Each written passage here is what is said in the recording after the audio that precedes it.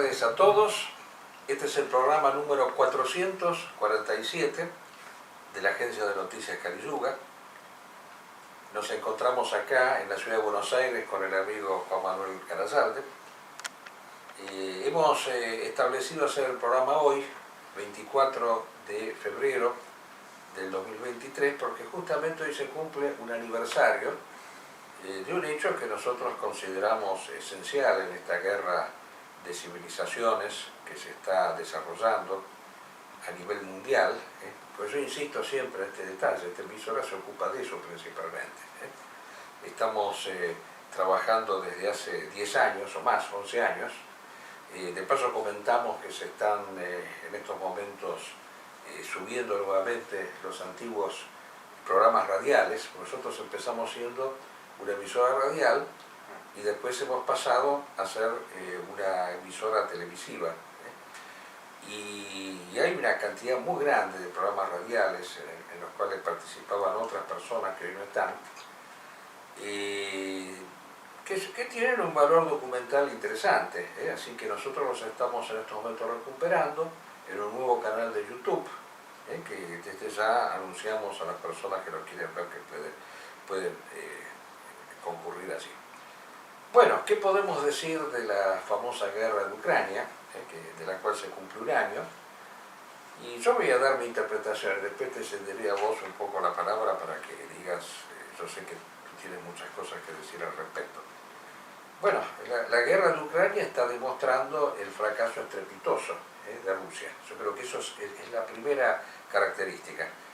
Sin querer ser reiterativo en detalles que se conocen en abundancia, la realidad es que bien sabemos que esta guerra fue pensada, como todas las guerras que hacía el señor Putin, con la anterior connivencia de los distintos gobiernos norteamericanos, principalmente republicanos, en 5 días.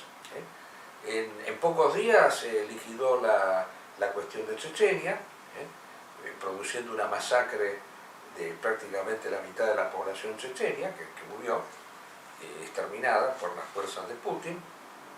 5 días duró la invasión de Georgia. Bueno, lógicamente, ¿por qué todo fue tan fácil? Porque evidentemente los distintos gobiernos occidentales se tragaron la píldora de que Putin había dejado de ser comunista, no era más bolchevique, era religioso. Al señor Bush le mostró un crucifijo que le decía que lo tenía desde el bautismo. En fin, toda una serie de detalles que por suerte esta vez chocaron contra una realidad, y para Rusia una guerra larga es imposible de llevar a cabo, tal como se está demostrando, porque los estrepitosos fracasos militares que está padeciendo hoy en día Rusia no tienen parangón histórico prácticamente. Y además, lo que acá se nota es un conflicto notorio entre distintos ámbitos militares. El hecho de que hayan sido destituidos en plena ofensiva varios generales. Varios generales fueron destituidos, el jefe del mando supremo fue destituido como 3 veces. Y además que estén participando hoy en día una fuerza mercenaria compuesta por presidiarios, hay que decir claramente, la brigada Wagner, capitaneada y organizada por el famoso chef de Putin, Prigozhin, que aquí ponemos la foto, es una brigada de mercenarios, pero compuesta principalmente por presidiarios de Rusia, que son un montón, porque Rusia es una cárcel actualmente, pero nosotros lo hemos dicho varias veces, no se diferencia mayormente del antiguo régimen comunista, porque hay una población carcelaria monumental en Rusia, y a estas personas se les ha prometido la libertad a cambio de participar en la guerra. Y muchos en vez dijeron, bueno, antes de pasarme la vida dentro de un gulag, voy a Ucrania, ¿no? Lógicamente estas personas no podían escaparse, porque si se agarraban, como en muchos casos, los fusilaban inmediatamente. Incluso hay un video donde se muestra a uno de ellos que fue capturado y es asesinado a golpes de masa. Bueno, el tema es el siguiente, que este señor Prigozhin está en un conflicto con las Fuerzas Armadas rusas, con respecto a la gestión de la guerra. Y ha mostrado él mismo en un video con una imagen que proyectamos acá de la cantidad de muertos que ha tenido esta brigada, ¿no?, en combate, y él culpa a las fuerzas militares rusas de no haber provisto lo suficiente de municiones a las tropas, esas tropas mercenarias. O sea, en pocas palabras, no tuvieron armas suficientes y fueron exterminadas, y el ejército les regateó material bélico a esta brigada famosa.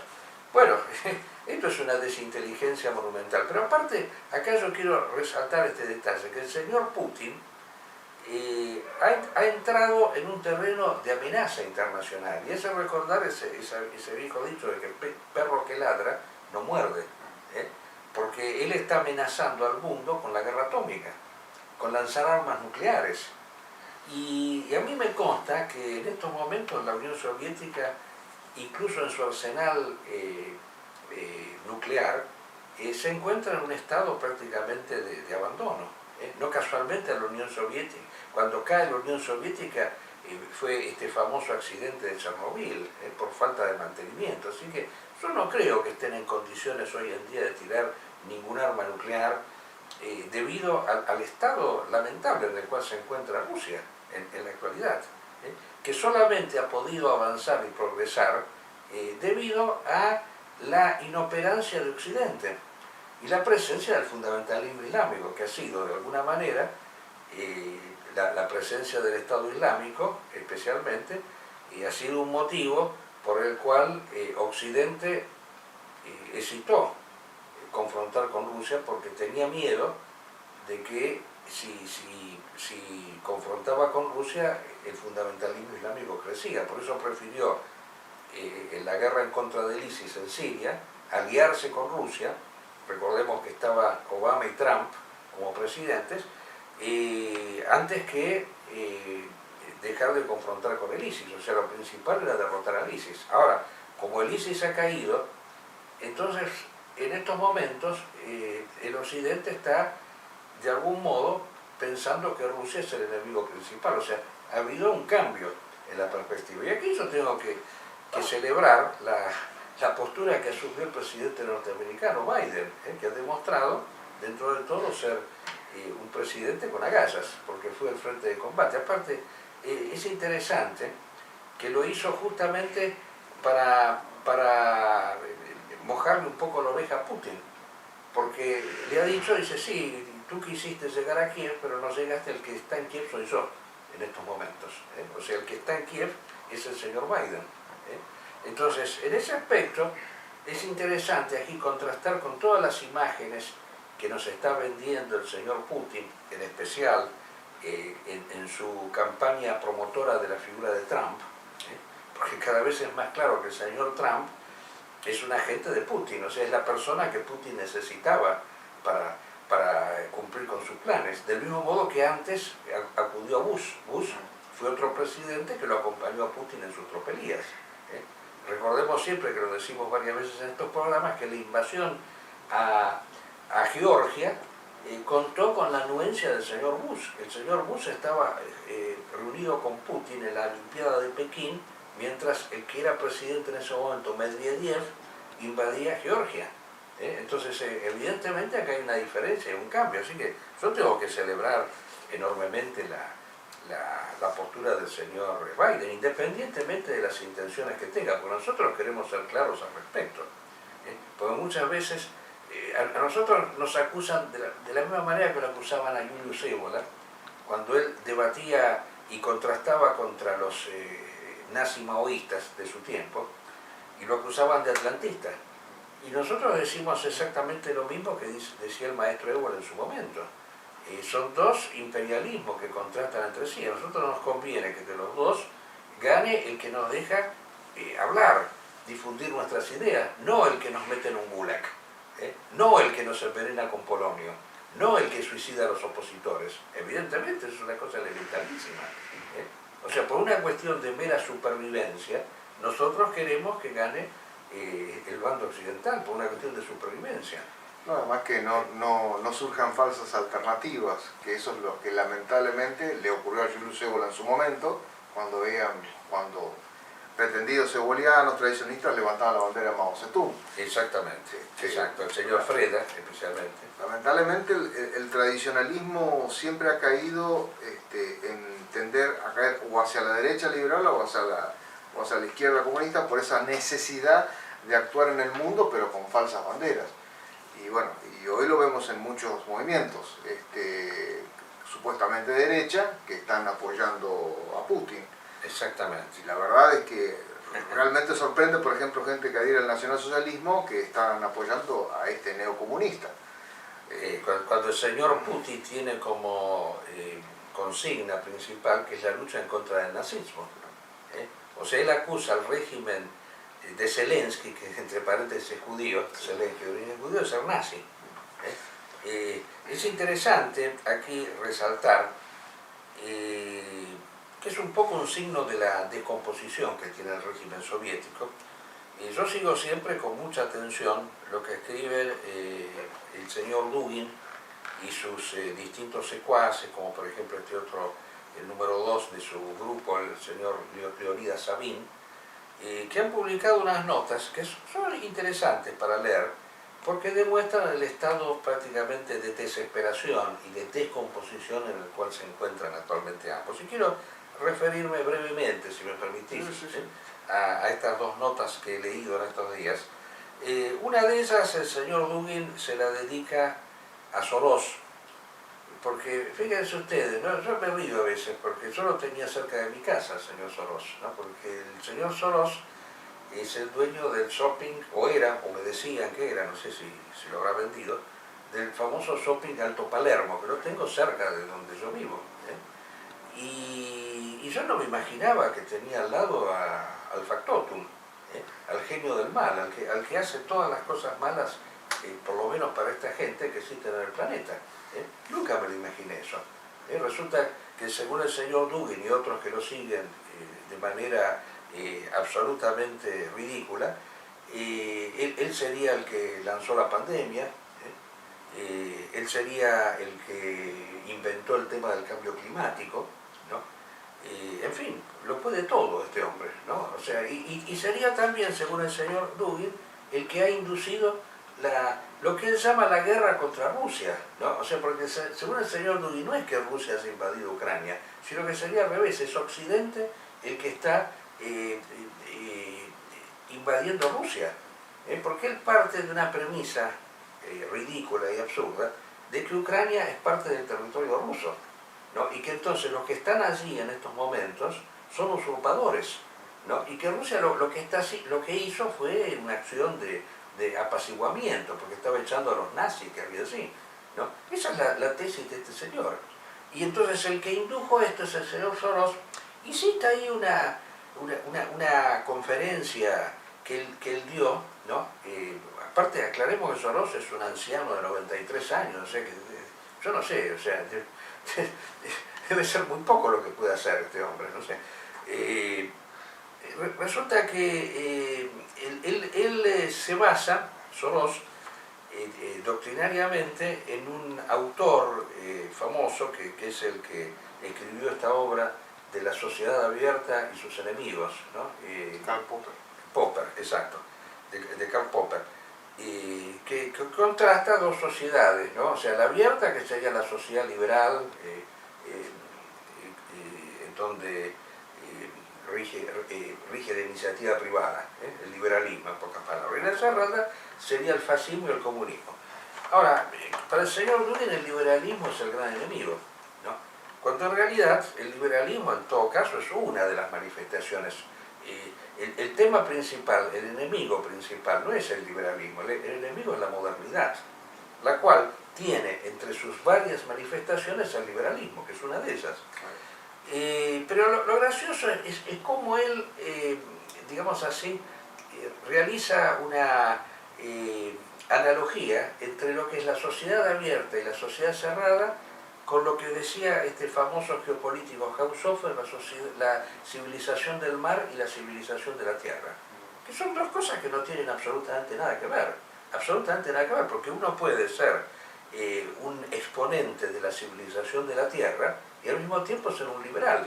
¿Qué tiene que ver una cosa con la otra? Nada, absolutamente, ¿no? O sea, es un charlatán este señor, pero hay que decirlo, pero además que se encuentra en un estado, yo no sé, yo le tengo un poco de compasión porque se le murió una hija, ¿no? En esta guerra, y realmente yo en el pasado por ese trance debe ser muy triste, pero evidentemente le hace decir locuras, ¿eh? Y una de estas grandes locuras es manifestar que en última instancia Soros está preocupado por el cambio climático porque al derretirse los hielos se van a inundar las ciudades de la civilización del mal, entre ellas Nueva York.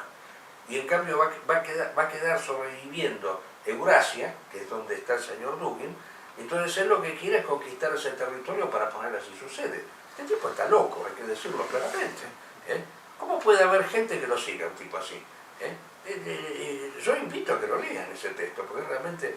Y a este hombre le sale otro personaje similar, con el cual yo tuve en algún momento, yo creo que lo comenté por así, por Facebook, ¿no? Una vez un encontronazo, de los tantos que se tienen ahí, los que nos meten. Yo era la primera vez que entraba en Facebook y evidentemente era una persona de pocos recursos dialécticos, o sea, no conocía bien el sistema, y se me ocurrió preguntarle a este tipo, en una circunstancia, Leonard Sabin, ahí pongan la foto, Leonidas Sabin, se me ocurrió preguntarle, digo, bueno, pero ¿cómo ustedes, todavía hablábamos del tema de Ucrania, ¿no? Debe haber sido hace, no sé, 6 años, algo así. Y digo, pero ¿cómo suponen ustedes que los ucranianos los apoyen si ustedes son los responsables del famoso Holodomor, por el cual fueron masacrados 6 millones de campesinos ucranianos? ¿Cómo pueden suponer eso?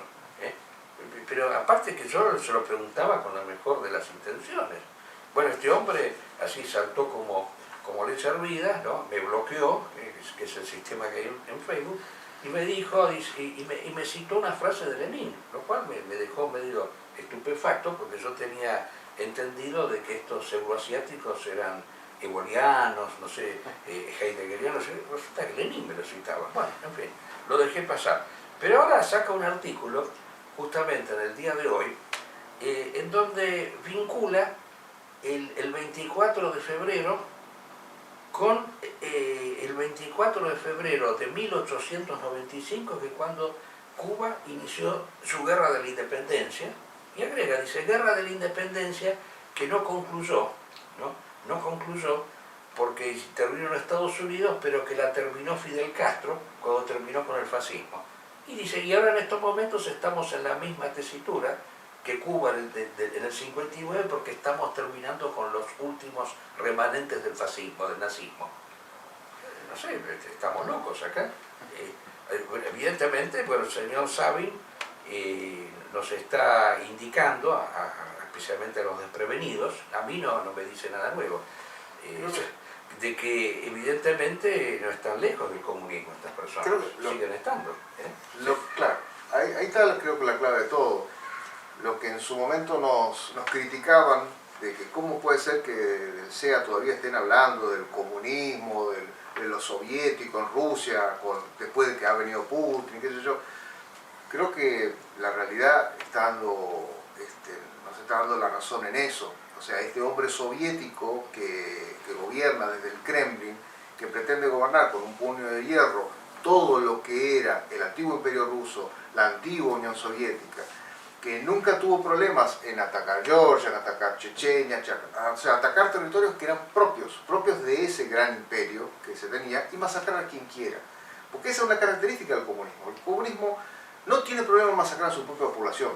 Lo ha hecho siempre, desde su existencia, desde la Revolución Soviética hasta el presente. Eso es el hombre soviético. No desprecia la vida humana.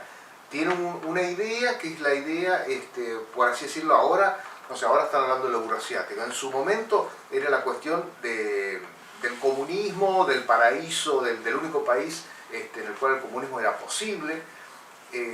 Pero la realidad que hoy se está viendo es que justamente ese hombre soviético está siendo derrotado y está muriendo porque perdió la oportunidad Putin en sus inicios de cohesionar aquella Rusia que Yeltsin no logró. Exacto. Perdió la oportunidad. La perdió porque está matando rusos, o está matando los que construyeron ese gigantesco imperio que fue Rusia y que su segunda nación más importante fue Ucrania. Y ahora Ucrania está haciendo su propia historia, se está apartando de Rusia, o sea, hasta están creando un golem, algo raro, extraño, que rechaza su propia historia nacional que va por siglos. O sea, ya el ucraniano odia al ruso, porque representa la represión, representa el Holodomor, representa el Gulag y representa un asesino serial como este Putin con cualquier opositor político. Y hoy se está cerrando todo ese mundo soviético, está achicando. La presencia de Biden en Ucrania es un símbolo tremendo para ese hombre soviético, porque está a las puertas de Moscú el presidente norteamericano, en Ucrania. ¿Cómo se, eso creo que el hombre soviético no lo podría entender nunca. A Stalin aceptaría que estuviera ahí cercano nomás, en plena Guerra Fría, exacto, un presidente norteamericano. Claro, y es interesante señalar que no solo Biden. A mí me llamó la atención que la señora Meloni, la premier italiana, que está en una coalición política en donde hay dos impresentables que son Berlusconi y Salvini, que son elementos pro-Putin, porque como tú decías al comienzo, es curioso ver cómo esta pseudo derecha o nueva derecha, como la llaman, después quiero hablar de un argentino de la nueva derecha. Del otro lado, exacto. Sí, no, pero que tienen puntos en común, claro. Eso es lo interesante, porque por ahí son liberales, no son, por eso a mí me llama la atención este desorden ideológico que hay, porque por ejemplo, ya, este señor Dugin está en estos momentos en connivencia con este autor francés Alain de Benoist, del cual yo tengo un gran respeto intelectual, porque a pesar de que, como lo he dicho varias veces, estemos en las antípodas, sin embargo reconozco que es serio a diferencia de Dugin. Pero lo interesante del caso es que han hecho como un frente común, en donde, mientras que el señor Dugin considera que el origen de todos los males es el nominalismo, el nominalismo, aclaro, que es considerar que no existen las ideas universales como entidades reales, sino que son palabras, simplemente. El señor Alete Benoist, al contrario, reivindica el nominalismo. Entonces, ¿cómo puede ser que estas dos personas que están en un frente común tienen puntos de vista tan discrepantes? Uno anticristiano y el otro pro-ortodoxo. Y lógicamente, al ser nominalista, es también anticristiano. Es también anticristiano. Entonces, ¿cómo se explica todo esto? O sea, evidentemente hay una confusión mental terrible. Bueno, pero resumiendo un poco lo de Rusia, yo lo que opino es que el señor, salvo que suceda algo inesperado, porque evidentemente la política está regida por la historia está regida por la libertad del hombre, entonces puede suceder algo que uno no se imagina. Pero si las cosas siguen así como están, yo no le doy mucha vida al régimen de Putin, al señor Putin especialmente. Y depende mucho de la ayuda que pueda o no recibir de China, que siempre China está ahí.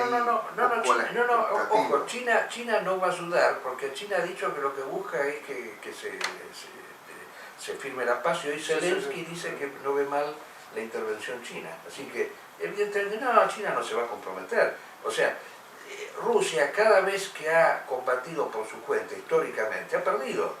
Las únicas dos veces que ganó fue porque estaba aliada con alguien. Contra Napoleón tenía la alianza de Austria y de Inglaterra, ¿no? Y contra Hitler tenía la alianza de Estados Unidos e Inglaterra. Ahí ganó únicamente. Pero en todas las otras guerras las ha perdido todas. Es indudable. Y acá nadie se va a jugar por Rusia. Eso es indudable. O sea, abandonado a su suerte, está totalmente condenado. El final Shantain hoy habla del suicidio de Putin. Hasta eso llegan a decir, de que este hombre, en un acto de desesperación, se pueda llegar a suicidar. Todo es posible. Así que el régimen, yo pienso que no tiene muchas perspectivas de vida. Bueno, el punto concluido, ¿no? Yo quería hacer una pequeña relación entre lo que decía este señor Dugin respecto de Soros con un autor argentino, ¿no?, que está tan de moda, así, especialmente en nuestro ambiente, que acaba de sacar un libro que se titula La generación idiota, ¿no?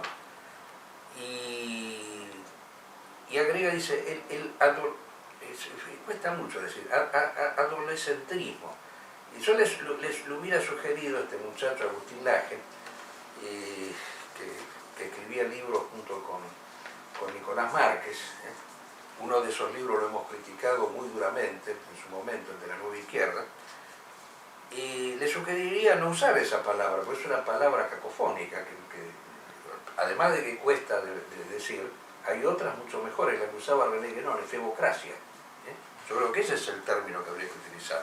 O sea, el señor Laje se refiere en este libro a un fenómeno que se está viviendo en connivencia con las últimas etapas de la modernidad, la posmodernidad, que es el culto por lo joven. Bueno, eso es indudable, no necesitamos ni siquiera discutirlo, porque basta simplemente, los que tenemos algunos años encima, hemos recibido varias veces el calificativo de viejo, como algo que significa un denuesto. Cuando cualquier civilización normal consideró todo lo contrario, porque la persona anciana tenía la ventaja de haber vivido varias etapas, en cambio el joven había vivido una sola, ¿no? Varias etapas de la vida. Como la existencia no se consideraba que era todo, por lo general el hombre mayor, si había tenido una vida normal y bien ordenada, se consideraba que estaba más cerca del más allá, más cerca de lo eterno, que la persona joven, o sea, que tenía una ventaja. E incluso políticamente, la palabra senado, como lo hemos dicho varias veces, viene de sene, de senectut, de anciano. Era el consejo de ancianos, no como ahora que esta payasada, esta parodia que vivimos, en donde encontramos senadores de 20 años, que es para reírse esto, ¿no? Sí. O sea, solamente un país de chantas, ¿no? Un país degenerado totalmente. Bueno, en ese aspecto podemos coincidir. Hasta ciertas disciplinas en ciencias sociales dice que los jóvenes de ahora tienen mayores conocimientos que la gente mayor. Se atreven a decir ese tipo de cosas. Porque manejan mejor la tecnología, pero no saben cómo esto se fundó, cómo se hizo, cómo se armó, cómo se ensambló. Exacto. Pero bueno, ahora dicen ese tipo de estupideces y convencen a la población de que es así. Claro, porque es la sociedad de la imagen, es la sociedad, el culto por lo actual, el culto por el presente, todas cosas que tenemos que reconocer, que él las reconoce en este libro, me parece bien, pero nos topamos con un inconveniente, que era el mismo que tenía el señor Laje cuando escribió ese libro de la Nueva Izquierda, en donde él le decía que el capitalismo había ganado la guerra, o sea, se basaba un poco en Fukuyama, y el comunismo había caído, había demostrado ser un régimen ineficaz, y por lo tanto, la manera como la izquierda trataba de vencer en la guerra en contra de la derecha, de la cual él se siente un representante, era a través de la batalla cultural. Y lo citaba Gramsci, ¿no? Y nosotros ahí explicamos que no era así. O sea que, primero que Gramsci, si sostuvo en su momento la batalla cultural, fue por una situación de hecho, porque estaba perseguido por el régimen fascista, el Partido Comunista estaba proscrito, entonces decía, utilicemos las instituciones culturales para expresarnos, pero no porque la lucha de clases hubiera terminado, de ninguna manera. Bueno, pero aún así, evidentemente, él se basa en ese liberalismo del cual hablaba el señor Dugin. O sea, él es una persona, lo mismo que Márquez, y aparte no es casual que reivindique la figura de Milei. Son atlantistas. Exacto, son atlantistas. Pero es curioso que también hable mal de Soros, eso es lo interesante, ¿no? Que en eso estoy de acuerdo con Dugin. Y que por supuesto, y que llama también poderosamente la atención, que en su denuesto hacia los jóvenes, ¿no? Que desde ya, yo aclaro, o sea, yo estoy en contra de la efebocracia, pero si aparece un joven que sostiene ideas sensatas y correctas, yo no voy a tener el prejuicio antijoven. De la misma manera que no tengo que considero que no hay que tener el prejuicio antiviejo. A veces puede suceder que algún joven sostenga cosas sensatas, ¿no? No por ser joven está condenado al mal. Entonces a él le viene bien el tema este de los jóvenes para combatir tanto a los movimientos que sostenían las vacunas, porque él sostiene también que el COVID fue desencadenado a propósito para conseguir ciertos fines. En un video llega a decir que lo lanzaron los chinos para evitar la candidatura de Trump. Un dislate total, porque aunque se hubiera sido cierto que hicieron eso, evidentemente a China le ha resultado mucho peor Biden que Trump. Eso es indudable. Desde el punto de vista de los intereses chinos, Biden confabuló más contra sus intereses que Trump. Y también sostiene que Soros es el que quiere, es la persona que ha impulsado todo este tipo de cosas para tenernos a todos controlados con los laboratorios. Pero lo interesante es que también se opone al tema del cambio climático y considera, y durante el libro varias veces, se lanza contra esta chica Greta Thunberg, justamente porque es joven y porque es la representante de esta movida ecológica en contra del cambio climático. Yo insisto, como muchas veces lo hemos dicho, el hecho de que sea joven no significa nada contrario. Al contrario, me parece muy bien que haya jóvenes que levanten banderas que adultos como este señor Laje o como Dugin o como otros más son incapaces de levantar. Me parece excelente eso, ¿no? Y es curioso que él llegue a decir que viajó con el barco del príncipe de Mónaco al encuentro de las Naciones Unidas en New York, cuando esta chica, hay que decir que hizo exactamente lo contrario de todo lo que él manifiesta en el libro con respecto a los jóvenes, porque él justamente dice que la postura pro joven significa el culto por el goce inmediato, el culto por lo instantáneo, por lo fugaz. Y justamente esta chica hizo el sacrificio de viajar durante 15 días, ¿no?, en barco, en un velero hasta la ciudad de Nueva York, porque no quiso viajar en avión. En vez de emplear 10 horas, como habría hecho cualquier joven de estos, de los cuales él cita acá en su libro, empleó 15 días para llegar a la ciudad de Nueva York. Es un hecho que hay que resaltarlo totalmente. Así que, bueno, indudablemente no es casual que esté con Milei, y que Milei sea al mismo tiempo la persona que sostiene la alianza con Bolsonaro, que niegan el cambio climático, destruyeron el Amazonas, en fin. Esta es la pseudo derecha que tenemos actualmente, ¿no? Que evidentemente no se distancia mucho de Putin, de Dugin y de todas estas personas de las cuales hemos hablado. De acuerdo. Exacto. Bueno, no sé si querés agregar algo al respecto. No, que quizás un poco ya lo estuvimos comentando en otras charlas sobre este fenómeno de esta derecha liberal, Sí. De Laje y de Márquez, que en Argentina fue muy importante porque fue apoyado y respaldada por los gobiernos militares. Exacto. Que obviamente la Argentina tuvo ese nacimiento liberal y eso permaneció en sus Fuerzas Armadas. Exactamente. Y bueno, y hoy estamos viendo esta vieja nueva derecha que se hace presente con personas que manejan muy bien el ámbito de la comunicación. Exacto. Pero lo cierto es que de alguna manera no pueden separarse de ese discurso tan viejo que ha tenido esta derecha y que terminan, yo creo que cada vez que hacen unas loas ¿cómo es?, a este presidente norteamericano, ¿cómo es que? Trump. A Trump, yo creo que le quita un poco de seriedad, si es que la quieren tener. Porque realmente Trump es la típica persona que puede representar estos actores que a veces son candidatos políticos aquí en la Argentina, y actores o cantantes o cosas por el estilo.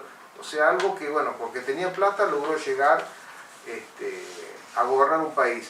Pero todo lo que habló Trump realmente no cumplió absolutamente nada. todo fue verborrágico, y lo primero que hizo en su verborragia es justamente hablar de ese muro que tenía que separar a Estados Unidos del resto de Sudamérica. Y aquí nadie se sintió ofendido, o sea, nos dijeron prácticamente que éramos ratas, todos los que estábamos por debajo de ese muro. Exactamente. Nadie se sintió tocado, nadie salió en defensa de los gobiernos mexicanos, todos se callaron la boca en pos de esa nueva derecha.